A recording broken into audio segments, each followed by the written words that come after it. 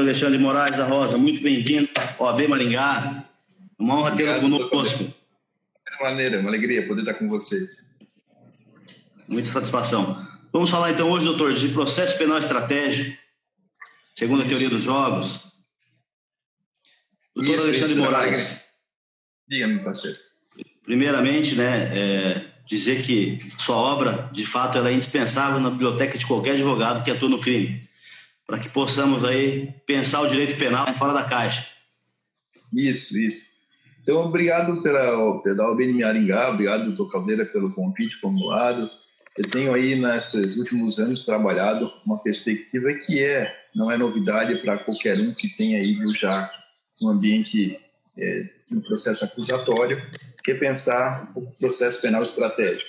Esse processo penal estratégico não significa manipular, não significa fraudar, significa entender como nós temos uma construção paralela, assim, nós temos algumas dimensões, como eu gosto de falar, do processo penal. O que significam essas dimensões? O senhor, como advogado, todos nós, como advogados, todos os advogados, juízes, promotores, temos uma possibilidade de responder aos questionamentos conforme eles vão aparecendo. Mas todos eles exigem que você saiba minimamente de lei. Eu não tenho como fazer que nenhum advogado, nenhum promotor, nenhum juiz conheça a legislação em vigor. O pacote anticrime, por exemplo, é 13.964. Se você não leu, eu não tenho como fazer minimamente considerações acerca disso. Além dessa leitura, eu pressuponho que você tenha, que o personagem, o jogador, que eu não gosto de falar, domine as diversas interpretações sobre cada texto normativo. Como nós falamos sobre insignificância, por exemplo. Significância você pode entender de uma perspectiva finalista, uma perspectiva neocantiana, de uma perspectiva pelos vetores do Supremo, ou seja, eu tenho muitas opções. Por ter essa constatação inicial de que eu tenho muitas opções, o segundo plano de acomodação é que, quando muda o juiz da Vara Criminal de Maringá, mudam os sentidos, mudam as interpretações, muda até o modo, muitas vezes, como se faz audiência. Eu não estou falando do juiz de Maringá porque eu não os conheço, mas é perceptível quando um está de férias, que vem um substituto, talvez a compreensão em relação ao tráfico, em relação à liberdade, em relação à condução da audiência, se modifique. Então, eu tenho uma segunda dimensão, que é uma dimensão de entender quem efetivamente está sentado em cada cadeira de juiz, promotor, delegado, testemunha. Então, nesse segundo plano, eu tenho, para além da normatividade, uma relação que eu preciso entender como o doutor Caldeira pensa o direito penal, se ele é um finalista, se ele pensa pela imputação objetiva, se ele imputação objetiva ele pensa a partir da filosofia da linguagem, como o nosso professor aí da Federal Paulo, ou se ele pensa com inter Jacobs, ou seja, eu preciso entender como ele se organiza no modo de pensar. Se eu quero interagir com uma pessoa, quanto mais eu dominar o modo como ele pensa, a gramática pela qual ele se relaciona, eu tenho um ganho. E a terceira dimensão é que eu preciso entender o contexto, muitas vezes. Uma audiência que se realiza no início da tarde, pós-almoço, que todo mundo está ativamente fresco, é melhor do que uma audiência que se dá às 6 da tarde, que a audiência teve audiência a tarde inteira, está todo mundo cansado, todo mundo menos disponível cognitivamente. Então, eu tenho 3 dimensões em geral que eu situo de maneira esquemática que eu preciso entender. E aí eu divido nessas 3 dimensões quatro momentos. No primeiro momento eu tenho que saber as regras, depois que eu sei, aliás, tenho que saber quem são os jogadores primeiro quem são os jogadores. Eu só sei as regras depois que eu sei quem são os jogadores. E aqui é importante também situar em contexto como Maringá e cidades um pouco menores, no sentido de não serem tão grandes, e existe um impacto muito grande, às vezes, do radialista, do comentarista, do blogueiro da cidade, nos processos, porque a mídia pode ser um fator importante na hora de enfrentar questões vinculadas ao processo penal. Então, nós temos jogadores que aparecem no tabuleiro, que são jogadores vinculados ao processo, promotor, advogado, delegado, e também temos aqueles que não aparecem no processo, muitas vezes clubes de serviço, mídia, lobbies mais variados. E nesse contexto, eu preciso entender quais são as regras e depois entender quais são as recompensas. Ou seja, eu tenho delegados que são candidatos a deputado, vereador, prefeito, qual é a perspectiva de engajamento deles em casos. Tem gente que é contra a violência de animais, então está ali muito engajado. Já em crimes patrimoniais não tem tanto engajamento. Como eu vou entender essa recompensa do sujeito naquele processo? E, por fim, eu tenho que estabelecer quais as estratégias e quais são as táticas. O que é estratégia? Meu processo é um processo em que eu consigo absolver o sujeito? É possível a absolvição? Para que aconteça a absolvição, quais as táticas que eu tenho que realizar? Então, a estratégia é onde eu quero chegar. Eu quero chegar numa pena menor. Então, eu vou fazer como? Eu vou discutir, eu vou perder meu tempo, vou perder minha energia discutindo o conteúdo da tese, ou vou ser colaborativo aqui e buscar uma redução da pena mediante uma confissão espontânea, a retirada de uma parte do crime, de uma qualificadora. Eu tenho que me focar, não adianta também querer atirar para todos os lados sob pena de você perder os tiros. Então, entender como esse processo estratégico acontece ainda é mais visível no contexto brasileiro quando você tem acordo de não persecução penal, você tem colaboração premiada, leniência, diversas possibilidades de espaços de consenso, como fala o Vinícius Vasconcelos, do nosso colega doutor pela PUC do Rio Grande do Sul, em que você tem um ambiente em que o advogado muitas vezes tem que se entender que a dimensão negocial da qual nós não estávamos acostumados, ela modifica. O Rubem Júnior aí, nosso colega, que tem um trabalho de arte também muito legal, e a minha proposta, então, aqui nesse momento é esclarecer basicamente isso. Eu acabo escrevendo esse livro, Guia do Processo Penal conforme a Teoria dos Jogos, são 932 páginas, em que eu vou tentando... Esse é o novo, saiu com um pacote anticrime e tal, então está ainda em promoção lá na EMAS por R$129, e essa é a ideia, de poder dotar o jogador, porque a teoria dos jogos não é uma teoria material, é uma teoria formal, você estrutura a sua relação. E é nesse sentido que a gente vai poder ter promotores, juízes, delegados que usam. Aqui até orientando o André Bermudes, que é um sujeito muito legal, e começou a fazer um delegado escreveu a investigação criminal orientada pela teoria dos jogos. Então, como você pode entender diversas jogadas do delegado de polícia no momento da investigação.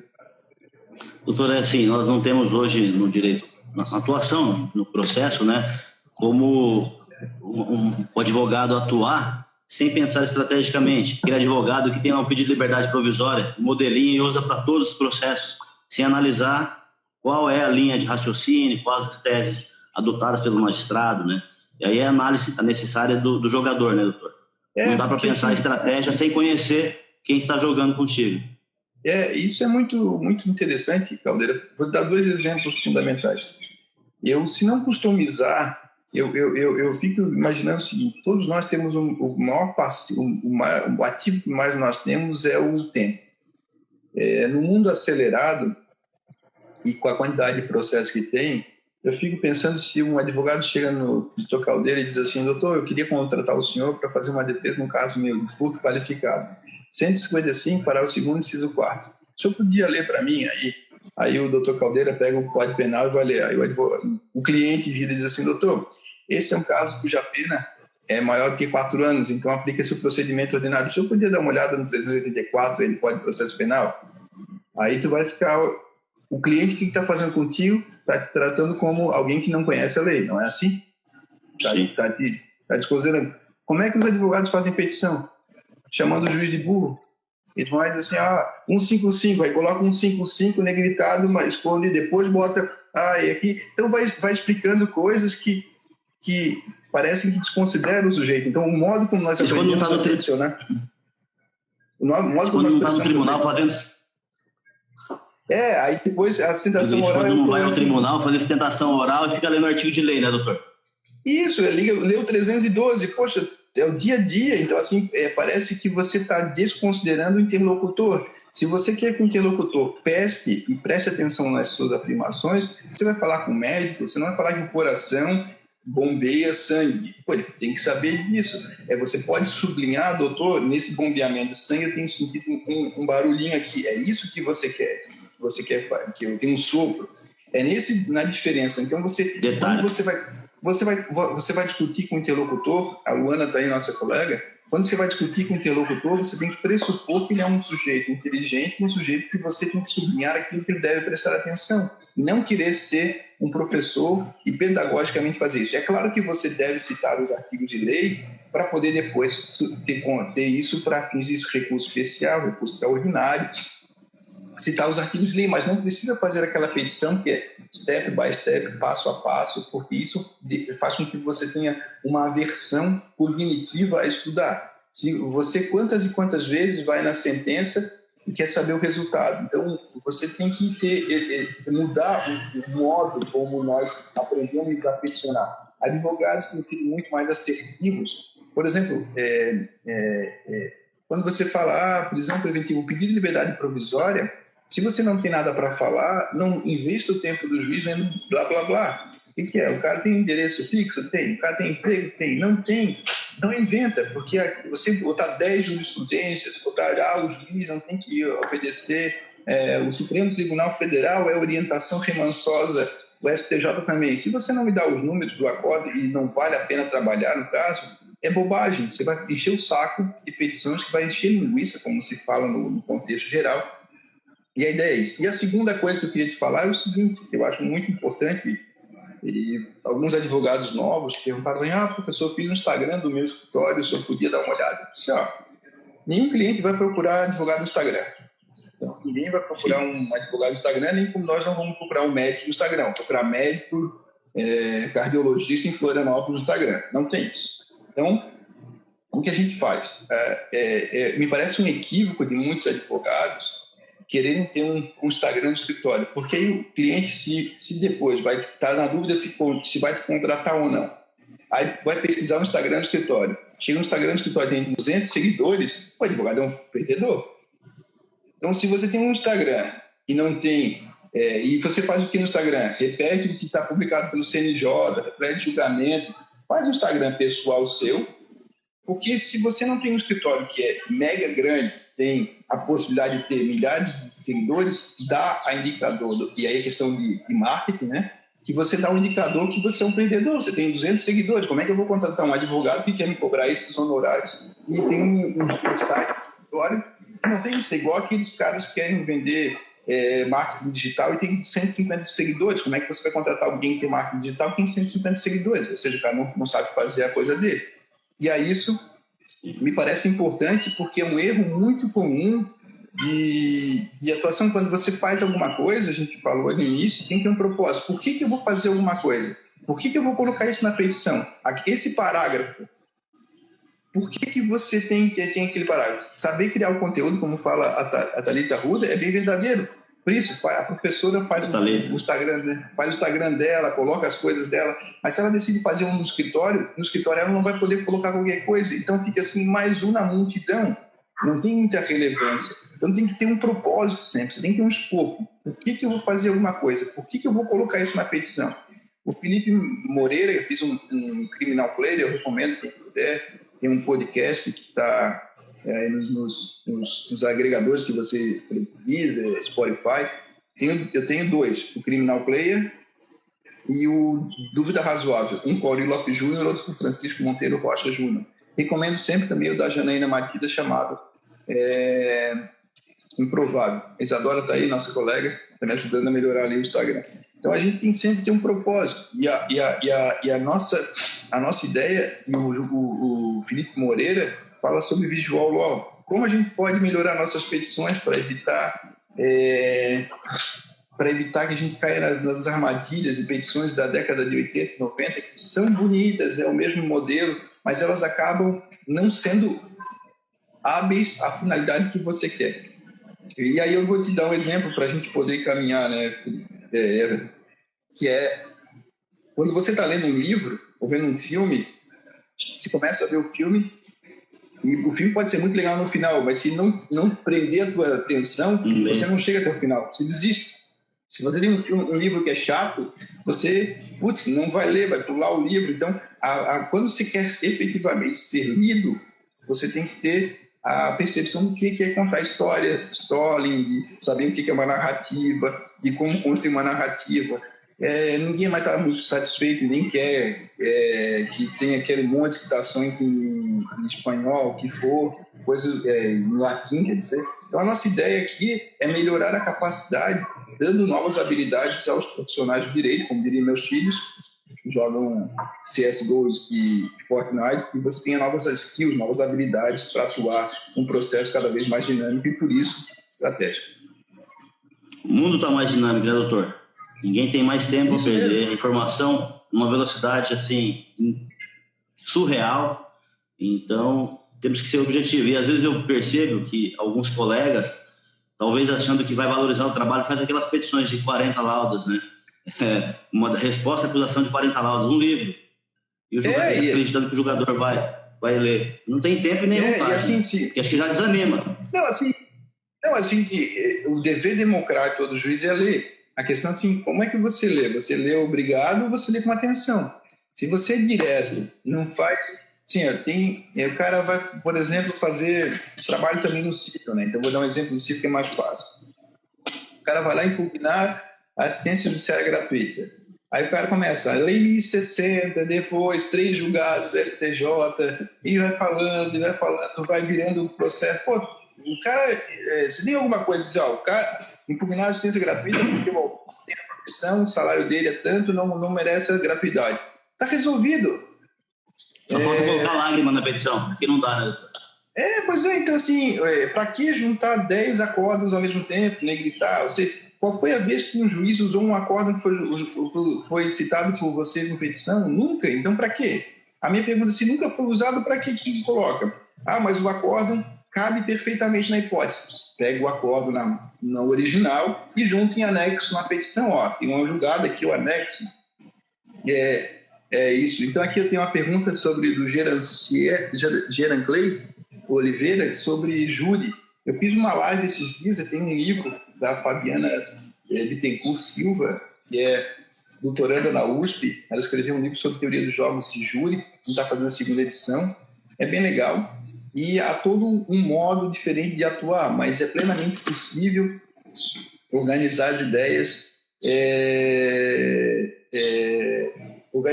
via a estrutura da teoria dos jogos, com quem são os jurados, como é que eles pensam. Hoje, uma simples bugada aí, ou um vasculho na internet pode fazer com que você descubra pérolas sobre informações sobre os jurados. Por exemplo, você tem 3 recusas imotivadas. O cara, você é defensor, você vai no Facebook do sujeito, ele está lá com bandido bom e bandido morto. Você vai aceitar o sujeito? Pode aceitar. Mas se você não pesquisa, não faz um vasculho, é muito pior. E o que eu acredito nisso, Caldeira, é que hoje, no processo estratégico, você ganha na preparação. É muito mais a preparação da audiência do que a sua realização. Eu já estou acostumado a fazer audiência.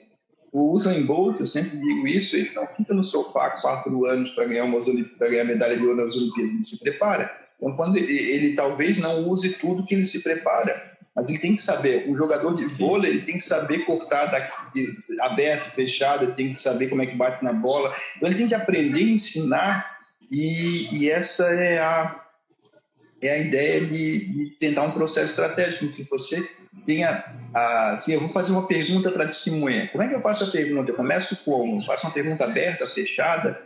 Qual é o meu objetivo? Se eu não sei o que eu quero extrair da testemunha, eu não tenho capacidade de bem. Eu tenho 3 classificações de testemunha. Tem uma testemunha hostil, que é uma testemunha que é favorável ao lado adverso, uma testemunha favorável. Não que elas sejam testemunhas hostil no sentido de inimizade, mas o que elas estão dizendo é hostil à tese da defesa ou da acusação. Como eu farei... Tem uma predisposição. Não, assim, ela é testemunha hostil porque o conteúdo que ela já disse é um conteúdo que prejudica a tese de cada parte. Bom, como é que eu vou perguntar? Primeira coisa, eu vou perguntar para quê? Para retirar a credibilidade. Para retirar a credibilidade, eu estudei psicologia do testemunho, eu sei como é que é uma série de perguntas para tirar a credibilidade? Não sei. Se eu fizer perguntas do mesmo, eu só reitero a fundo meu cliente. Então, se você não sabe psicologia do testemunho, não sabe o que é uma árvore de perguntas, você faz o quê? Você faz o que sempre fez. Todo mundo fez sempre assim. E aí você é mais um na multidão. Então, sofisticar a abordagem, saber o que é uma árvore de perguntas, saber como... Eu perguntar isso, ele disser tal, isso é X. Eu pergunto na sequência. Eu não posso sair do fórum e dizer assim, putz, eu devia ter perguntado tal coisa. Precluiu. Você acaba ganhando uma reputação em face da sua conduta no processo. E aqui não é para manipular, fique bem claro. A teoria dos jogos não é brincadeira, não é jogar dados, é entender como numa interação humana você pode agir de modo, pressupondo que com quem você interage é um sujeito racional, como você pode agir para obter maior influência e não manipulação. Porque manipula acaba mais dia menos dia sendo descoberto e aí a reputação cai de uma hora para outra. Então, o meu desafio é pensar um processo penal estratégico. Doutor, eu falando em tribunal do júri, eu tenho atuação no plenário e, segundo minha percepção, a minha estratégia geralmente de abordagem no plenário e numa audiência de instrução que o juiz togado esteja conduzindo, eu entendo que deve ser diferente, até porque acho que no plenário eu me preocupo com a mensagem que eu estou passando para os jurados, né? Às vezes o juízo ele aborda a testemunha ou acusado de uma forma mais ríspida e talvez lá na instrução processual comum eu pedirei questão de ordem, não que eu não faça no plenário, né? Mas teria talvez menos cuidado com isso, que eu sei que é o julgador daí que vai dar a decisão e é com ele que eu tenho que me preocupar só. Agora, quando tem 7 leigos sentados ali, eu tenho que pensar no todo, né? Tive uma situação específica que eu fui nomeado dativo num procedimento e o réu era do PCC. Então, a magistrada, antes de iniciar, falou, doutor, vai pedir para tirar as algemas? Eu falei, doutor, eu estou pensando. Ela falou assim, olha, peça, eu já lhe informo de antemão que vou justificar. Ele ordenou 3 tentativas de fuga, né? A Polícia Federal está aí, 8 policiais armados, mais a PM. Eu falei, doutora, vamos deixar ele de algema, né? Porque eu acreditei naquele momento que seria muito pior ainda uma justificativa da magistrada com todos aqueles problemas que tinha comprovadamente. E aí depois você vai fazer o seguinte, vai ter o seu cliente sem algemas e com 10 policiais olhando para ele, cercando o cara. Então, o impacto que isso dá no jurado é muito significativo. Entender a dimensão do contexto, não é assim, vou renunciar a prerrogativas, é entender o contexto. Como um fato alheio pode repercutir no seu dia a dia, né? Então, é nesse sentido que eu acho que tens total razão em entender a dimensão do jogo. E aí não tem uma regra de ouro, né, Caldeira? Depende de cada caso, Sim. Depende de cada circunstância e da preparação que você pode fazer. Então, sensibilidade também, né, doutor? Essa percepção. Isso mesmo. Você ganha com experiência, e experiência não se compra, não tem um curso que te traz experiência, né, doutor? Então... Mas a experiência você ganha com o tempo. Mas se você consegue perceber que... Eu tenho um amigo meu que faz corrida, ele é maratonista, e ele contratou um sujeito para ensiná-lo a correr, e outros amigos dele, maratonistas, riram dele. E ele disse, Alexandre, o cara me ensinou que eu piso errado, então se eu pisar um pouquinho para cá, eu ganho milésimos de segundo, mas uma maratona, isso melhora o meu desempenho. Então, assim, melhorar no detalhe, melhorar como se posta, melhorar como se veste, melhorar como senta, melhorar como se dirige às pessoas, a cordialidade. Então, tudo isso é alguma coisa que você pode melhorar. Perceber que existe... no seu escritório de advocacia que está advogando, quando a imprensa liga e faz uma pergunta, você reúne os estagiários aqui, o que vamos dizer para a imprensa? Você é amador, você joga a 3ª divisão. Não tem como você perguntar para o estagiário o que vamos dizer para a imprensa. O meu escritório começou a crescer. Eu vou contratar, fazer uma entrevista, vou buscar o quê? Uma assessoria de marketing. Que possa fazer os processos criminais. O que a gente responde? O advogado o repórter chega para o advogado e pergunta para o seu cliente, e ele diz assim, meu cliente é inocente. Ele é amador? Isso é o que o repórter quer, para botar a cara do advogado no repórter e dizer assim, e o advogado dele disse o quê? Que ele é inocente, só falta o advogado dizer que ele é culpado. Então, assim, tem que ter uma estratégia para enfrentar. Vai dizer, dependendo do caso, tem que dizer, estamos colaborando aqui, a investigação vai adiante. Ou seja, quanto mais informação você puder responder no contexto, é melhor. Então, não dá para você... Se você quer um dentista, não adianta perguntar para o estagiário. Se você quer um profissional de marketing, não adianta perguntar para o estagiário nem para o advogado. O dentista pergunta para o advogado, você pergunta para o dentista. Se aqui no processo você tem uma discussão midiática, tem que fazer isso. E aqui, né, Caldeira, para a gente já encaminhar, que a gente prometeu também não ficar muito tempo aí com o pessoal, hoje em dia a investigação defensiva é muito realidade. Gabriel Bulhões já escreveu sobre isso, é um parceiro nosso que eu admiro muito.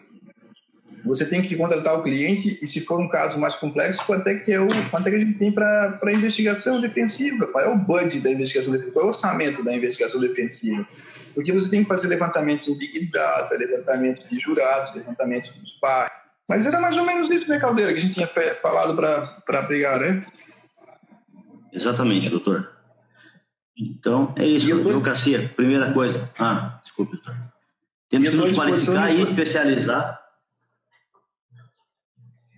Isso mesmo, temos que questionar tecnicamente como é que você faz. Isso o professor Nilo Batista e a experiência americana fala do julgamento com a mídia e julgamento pela mídia, né? Então, a gente tem duas possibilidades. Eu no livro falo rapidamente sobre isso, mas no processo da Lava Jato a gente tem visto aí como a imprensa tem um papel de protagonismo e não se pode ser amador, né? Uma última questão, né, que o advogado tem que entender, né, que como o processo e o direito em si não é matemático, que não adianta ele acreditar que nós temos um código de processo penal, né, porque o julgador julga conforme a sua própria convicção mesmo. É importante de conhecer os jogadores. Nós temos lá o código de processo penal do MP, da advocacia, da magistratura, né, aquele advogado que está acreditando ainda que tem uma presunção de inocência no Brasil, eu acho, segundo a minha humilde opinião, que está redondamente enganado, né? Você vai ter assim, várias percepções sobre o mesmo contexto, né? Então, quanto mais você dominar as múltiplas possibilidades, você vai ter juízes muito garantistas, você vai ter juízes mais linha dura, juízes que perguntam, juízes que não perguntam. Então, dentro da multiplicidade, o importante é que você esteja preparado para responder em cada contexto.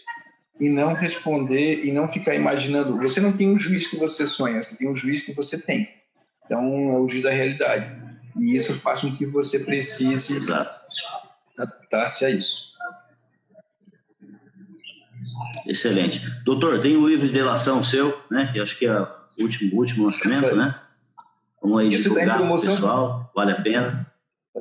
Não adquiri, mas eu farei hoje. Legal, tá por R$ 34,90, tá bem barato. A Fernanda baixou o preço dele. É um livro que a gente dialoga, eu com o André Bermudes, essas questões vinculadas à colaboração premiada. Excelente. Doutor, mais uma vez, muitíssimo obrigado. Foi, assim, maravilhoso ter você conosco. O senhor sempre nos brindando aí com conhecimento, com esse pensamento estratégico, né, doutor? E, com certeza, a magistratura é muito feliz de ter o senhor nos quadros dela aí e a sociedade toda. Muito obrigado mesmo. Que bom, vamos trabalhar junto. A nossa ideia é que a gente possa sempre ter um processo limpo, né? Ninguém que está falando para manipular, e entender como pela teoria dos jogos é um ganho disso. Valeu, pessoal. Até porque ética a gente tem que pressupor que a pessoa tem, né? Urbanidade, ética, isso aí é como o advogado você crê que ele acredita, que ele conhece a legislação que ele vai atuar. Doutor, Maringá está sempre de portas abertas para o senhor, tá? Nossa OAB aqui. Fica o convite, estando em Maringá. Venha quando tiver tempo, uma palestra. Qualquer momento, o senhor está convidando. Não precisa nem convidar.